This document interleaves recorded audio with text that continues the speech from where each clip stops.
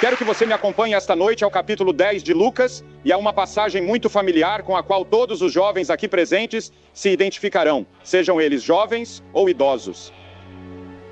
O capítulo 10 de Lucas, começando no versículo 25. E eis que se levantou um certo doutor da lei e o tentou, dizendo: Mestre, que farei para herdar a vida eterna? Agora, essa mesma pergunta foi feita a Jesus cerca de 19 vezes no período de seu ministério, registrado nos evangelhos. De várias formas, essa pergunta foi feita a ele: o que devo fazer para herdar a vida eterna? E ele lhe perguntou: o que está escrito na lei? Como você está lendo? E respondendo ele disse: amarás o Senhor teu Deus de todo o teu coração, de toda a tua alma, de todas as tuas forças e de todo o teu entendimento, e ao teu próximo como a ti mesmo. E ele lhe disse: você respondeu bem, faça isso e você viverá. Mas ninguém nunca fez isso. Ninguém na história da raça humana jamais amou a Deus de todo o coração, mente e força durante toda a sua vida, e ao próximo como a si mesmo durante toda a sua vida. Essa é a razão pela qual todos nós ficamos aquém do esperado. Somos todos pecadores e todos precisamos nos arrepender de nossos pecados e encontrar o perdão na cruz. Mas ele, querendo ainda justificar-se, como muitos de vocês gostariam de se justificar, disse: mas quem é o meu próximo? Você sabe, ele era advogado e sua função era interrogar. Ele disse: mas quem é o meu próximo? E Jesus respondendo lhe disse: descia um homem de Jerusalém para Jericó e caiu nas mãos dos salteadores, que o despojaram, o feriram e se retiraram, deixando-o meio morto. E por acaso descia por ali um sacerdote que, ao vê-lo, passou para o outro lado. E da mesma forma um levita, quando ele estava no lugar, veio, olhou para ele e passou para o outro lado. Mas um certo samaritano, enquanto ele caminhava, chegou onde ele estava. E quando o viu, teve compaixão dele. E observe que ele fez 10 coisas. Ele teve compaixão dele, e indo ter com ele, atou-lhe as feridas, deitou-lhe azeite, deitou-lhe vinho, montou-o no seu próprio cavalo, o seu animal, levou-o para uma estalagem e cuidou dele. E no dia seguinte, ao partir, tirou 2 dinheiros, deu-os ao hospedeiro e disse-lhe: cuida dele. E tudo o que você gastar a mais, quando eu voltar, eu lhe pagarei? Qual destes 3 você acha, disse Jesus ao doutor da lei, que era o próximo daquele que caiu entre os ladrões? E o doutor da lei respondeu: aquele que teve misericórdia de mim. Então disse Jesus: vai e faz o mesmo. E Jesus contou essa história como uma resposta às 2 perguntas que o advogado fez. A primeira pergunta: mestre, o que devo fazer para herdar a vida eterna? Todos aqui gostariam de ter a vida eterna? Todos gostariam de saber que quando morrerem vocês irão para o céu. Você sabe que vai morrer. Ao homem está ordenado morrer uma vez. Você não pode escapar da morte, mas gostaria de saber que tem a vida eterna. Agora, a vida eterna não começa com a morte. A vida eterna começa no momento em que você sabe que Cristo é seu Senhor e Salvador. Há muitas pessoas que estão aqui e agora vivas fisicamente, mas você está morto espiritualmente. Você está morto para Deus. Você não tem nenhum relacionamento e nenhuma comunhão com Deus. Você vai à igreja e passa por todos os rituais e tem religião, mas não tem realmente Jesus Cristo. Assim, a religião se torna um tanto enfadonha para você. É uma decepção para você. E assim você tenta encontrar sua satisfação nas drogas, no sexo ou em qualquer outra coisa. Você se volta para outras coisas para escapar, porque sempre há esse lugar vazio no coração de todos que somente Deus pode preencher, porque você foi feito à imagem de Deus e sem Deus há um vazio. Há uma carência. E você está sempre buscando algo durante toda a sua vida, e você está buscando a vida eterna. Você quer a vida eterna, você pode ter vida eterna hoje mesmo. Isso pode começar hoje à noite em seu coração, quando Cristo passar a habitar em sua vida e em seu coração. Era uma questão social. Quem é meu vizinho?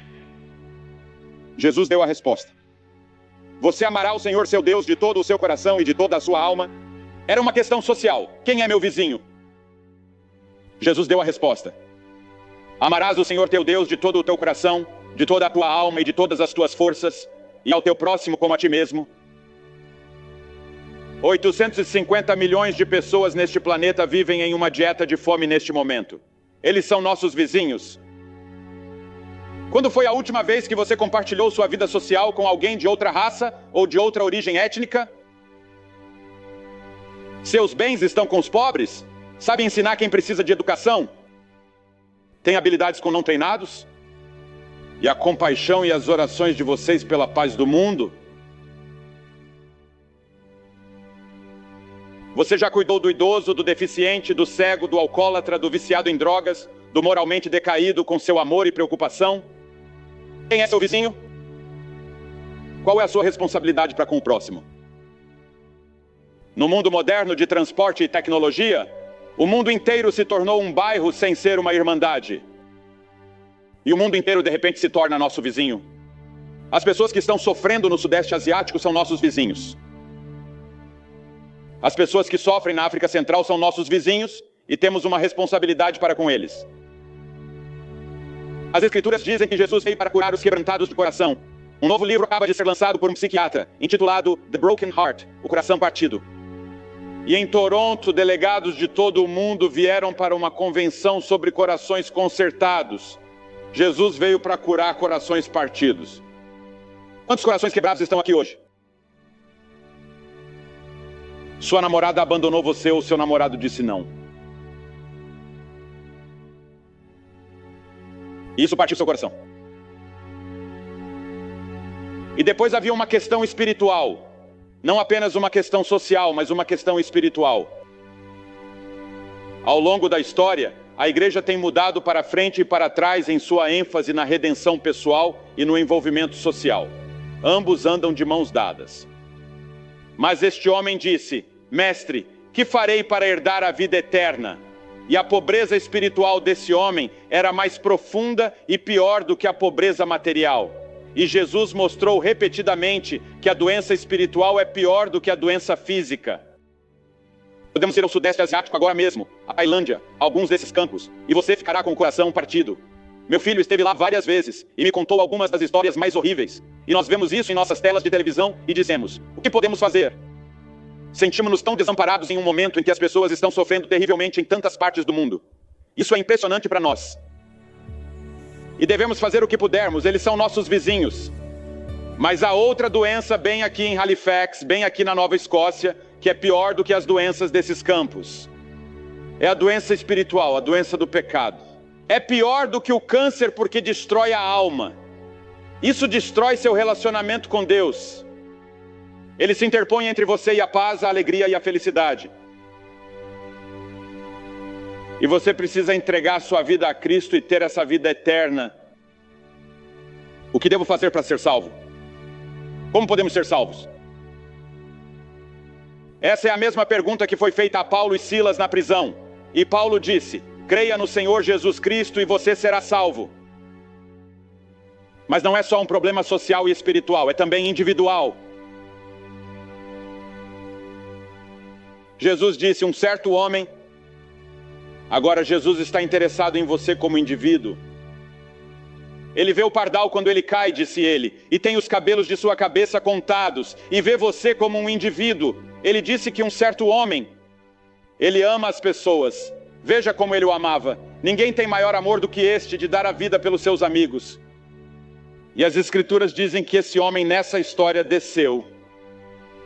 Ele desceu de Jerusalém para Jericó. Jericó estava a 800 pés abaixo. Jerusalém, a cerca de 18 milhas de distância, e um certo homem descia a estrada de Jericó. Agora, Jerusalém era o lugar da cidade de Deus.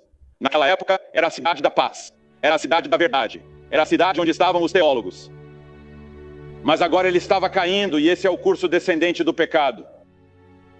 E todos nós estamos nessa estrada de Jericó, cada um de nós. Se você ler as Escrituras e o primeiro capítulo de Romanos, verá que o pecado começa logo no início e nos leva para baixo, para baixo, para baixo, para baixo. E como a sombra, quando declinou, ela disse ao salmista: estou sendo jogado para baixo. E esse homem estava descendo como você está descendo. O presidente das Nações Unidas está certo quando disse que nunca tornaremos a guerra obsoleta até que encontremos uma força que controle as paixões dos homens e das nações. Jesus Cristo naquela cruz pode transformar a vida humana e transformar o ódio em amor. Certo homem caiu nas mãos dos ladrões que o despojaram de suas vestes e o feriram. E todos nós caímos nas malhas do diabo e de seus demônios. Eles nos feriram. Deixaram-nos para morrer.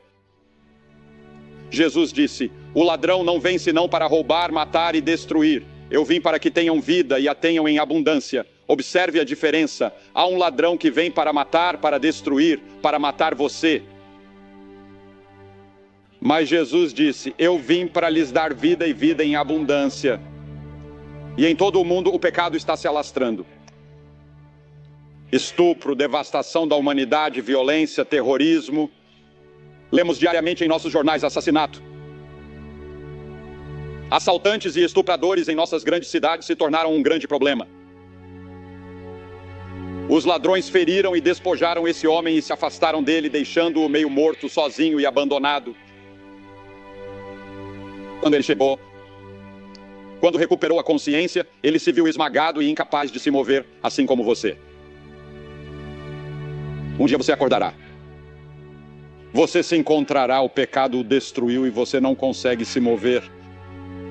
A Bíblia diz que estamos mortos em pecados e delitos. A Bíblia diz que aquela que vive em prazeres está morta enquanto vive. Você pode estar fisicamente vivo, mas espiritualmente morto. Sua alma está morta. Ele não pode se salvar. Não pode se mover. Ele não consegue se levantar da vala. Ele não pode curar essas feridas. É por isso que Cristo veio e morreu na cruz. O salário do pecado é a morte. O homem vai morrer, você vai morrer. E então vieram alguns charlatães da salvação. O mundo está cheio de falsos messias, falsos profetas e falsos cristos. Jamestown ou Jonestown, em Gana, ainda está fresca em nossa memória, onde Jim Jones foi e 900 pessoas morreram. E quantos desses falsos cultos existem em todo o mundo hoje, esses falsos messias, prometendo todo tipo de coisa? Jesus disse: cuidado para que ninguém engane você. Ele advertiu que muitos falsos profetas se levantarão e enganarão a muitos. Paulo disse que os homens maus e os sedutores irão piorar cada vez mais, enganando e sendo enganados à medida que nos aproximamos do fim dos tempos. João disse que muitos anticristos viriam.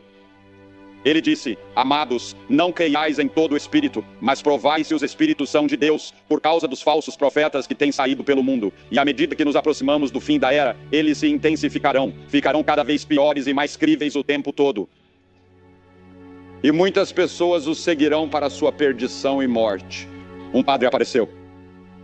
Pense nisso agora, um padre apareceu, um pregador, um clérigo.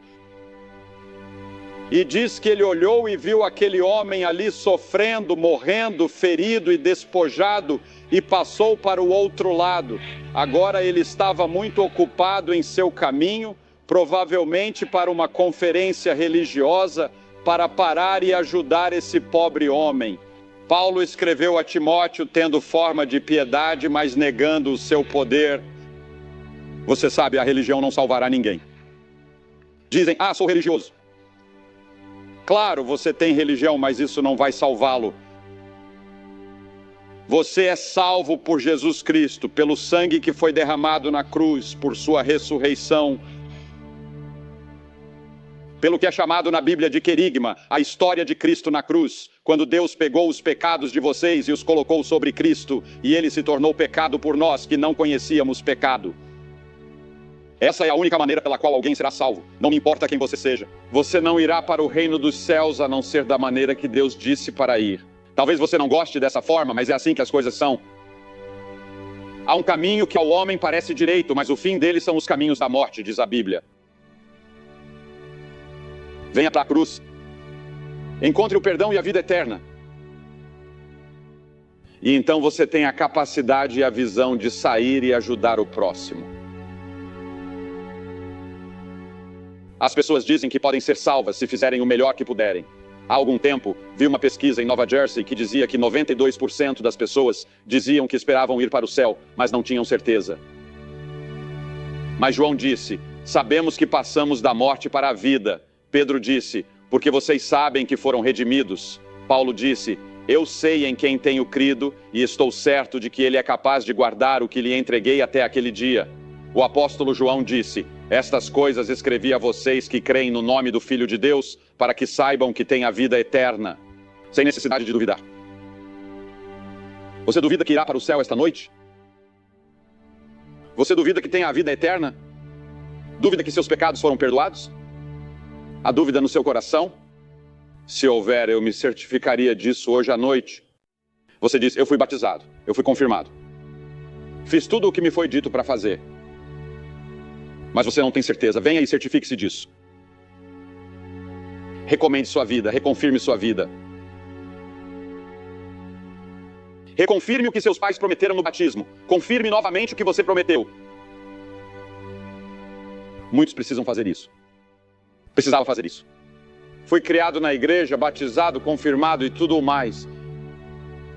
Mas eu ainda não conhecia realmente Cristo como meu Salvador e Senhor. Chegou um momento em que tive de dizer: sim, Senhor, eu receberei você. Eu me afastarei de meus pecados. Permitirei que você mude minha maneira de viver. Não por obras de justiça que nós praticamos, mas segundo a sua misericórdia, Ele nos salvou. Assim, o homem ferido e abandonado foi deixado para morrer. O sacerdote e o levita recusaram-se a salvá-lo. E Jesus agora nos mostra a simplicidade e o poder salvador do Evangelho. Um certo samaritano apareceu. Ora, o samaritano era mestiço. Ele era metade gentil e metade judeu. Naquela época, os judeus e os gentios não tinham nada a ver uns com os outros. E certamente os judeus e os samaritanos não tinham nada a ver uns com os outros. Eles não confiavam uns nos outros naquela dívida antiga. Hoje sim, mas naquela época não. E assim, esse samaritano, quem normalmente não teria nada a ver com alguém de outra origem étnica, apareceu e viu o que aconteceu. Agora, ele poderia ter dito a si mesmo: não tenho responsabilidade por esse cara. Ele se meteu em problemas. Ele deveria ter vindo preparado e armado para os ladrões dessa estrada. Ele deveria ter se preparado. Não tenho nenhuma responsabilidade em relação a ele. Ele não é meu parente, ele me odeia. Deus poderia ter feito o mesmo conosco.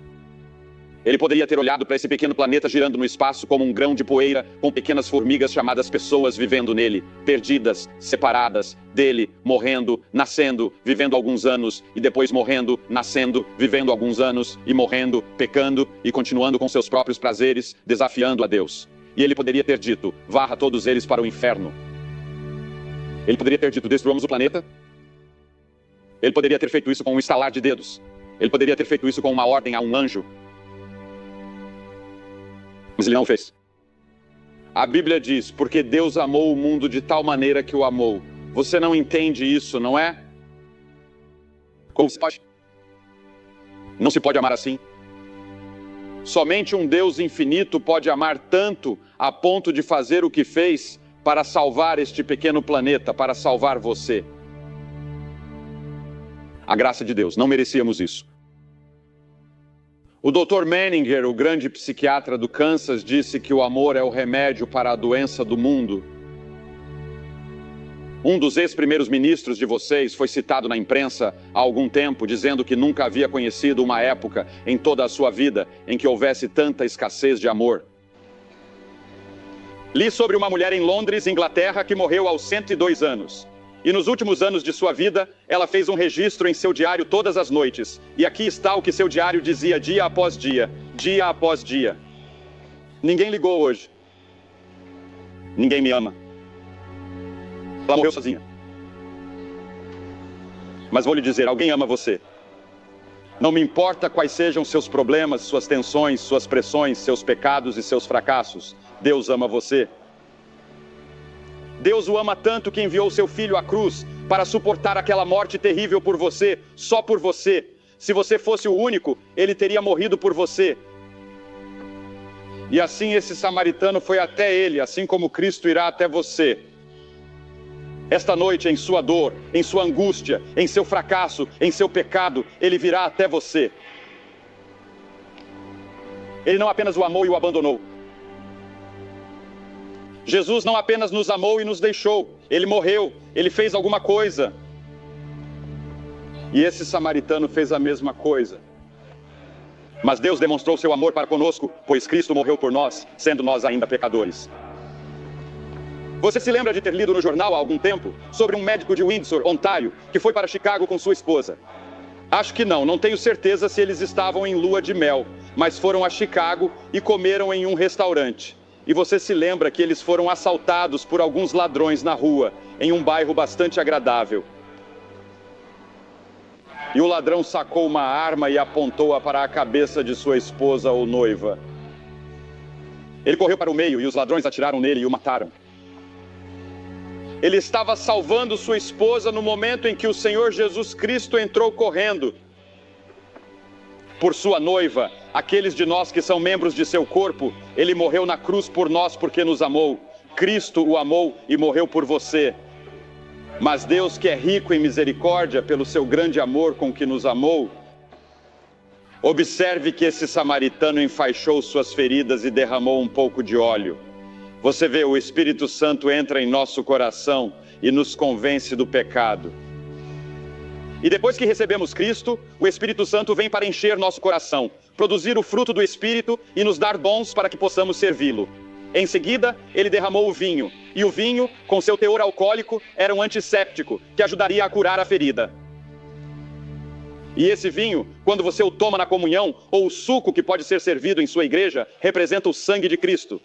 E a Bíblia diz que o sangue de Jesus Cristo, o Filho de Deus, o purificou de todo o pecado. Deus não apenas nos muda, nos converte e nos dá vida eterna. Deus nos guarda e o levou, diz a Escritura, a uma hospedaria e cuidou dele. E Pedro disse que são guardados pelo poder de Deus por meio da fé para a salvação. Você não precisa se agarrar e permanecer no reino de Deus se agarrando. Ele segura você. Ele cuida de você. Ele o colocou em sua fera, tinha sua própria ambulância ali. Assim Cristo colocará você em um lugar e lhe dará paz e alegria. Esse foi o primeiro hospital samaritano da história, bem ali. O salmista disse a respeito de Cristo: Ele me criou, diz que me armou, pôs meus pés numa rocha, Ele me jogou para cima, Ele me ajusta. Ele me alcançará algum dia. E no dia seguinte, quando foi embora, ele pagou o preço e disse que se precisasse de mais alguma coisa, eu pagaria quando voltasse. Jesus Cristo está voltando. Cristo pode tocar sua vida, torná-lo novo e dar-lhe a vida eterna, e então você terá a força e a capacidade de sair e ser um próximo para aqueles a quem você deve ser um próximo. Você diz: o que fazer? Você precisa dizer: Deus, sinto muito. Senhor, quero mudar meu estilo de vida. E faço isso abertamente. Cada pessoa que Jesus chamou, Ele chamou aberta e publicamente no Novo Testamento. É por isso que vou pedir a você que se levante agora mesmo. Venha para a frente e fique na frente da plataforma. Quero que você se levante, fique de pé e diga esta noite: quero a vida eterna. Desejo perdão dos pecados. Quero saber se estou indo para o céu. Quero Cristo em meu coração. Quero um novo vínculo com Ele. Você se levanta e vem agora mesmo. Vamos esperar.